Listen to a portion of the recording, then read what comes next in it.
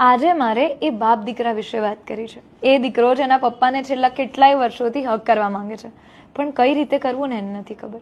એ દીકરો જેના પપ્પાની આંખનો ઈશારો પણ સમજી જાય છે, પણ પોતાના મનની વાત એને કઈ રીતે સમજાવીને એના પપ્પાને એ નથી જાણતો.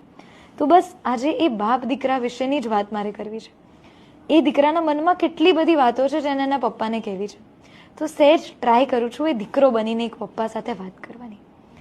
પપ્પા, નાનપણથી મેં તમને જોયા છે, તમે કઈ રીતે આ ઘર બનાવ્યું, કઈ રીતે અમારી બધી જ ફરજ અને જવાબદારી તમે નિભાવી છે, કઈ રીતે તમે આરામ નતા કરતા કે અમે આરામ કરી શકીએ, કઈ રીતે આજે પણ અમને ખબર જ નથી કે તમારા શોખ શું છે, કારણ કે તમારી આખી લાઈફ તો અમારા શોખ પૂરા કરવામાં નીકળી ગઈ ને.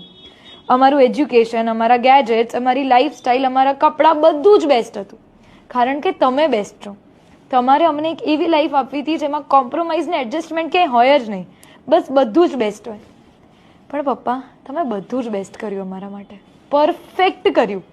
પણ હવે છે ને મારે તમારા માટે કંઈક કરવું છે. તમે જેટલું કર્યું ને એનું ખાલી 10% મને કરવું છે, અને હું કરીશ. તમને સ્માઇલ આપવા માટે, તમને પ્રાઉડ ફીલ કરાવવા માટે મારે કરવું છે. અને બસ ભગવાન, તું એટલી શક્તિ આપજે મને કે હું આટલું મારા પપ્પા માટે કરી શકું. એન્ડ પપ્પા, લાસ્ટમાં I love you so much.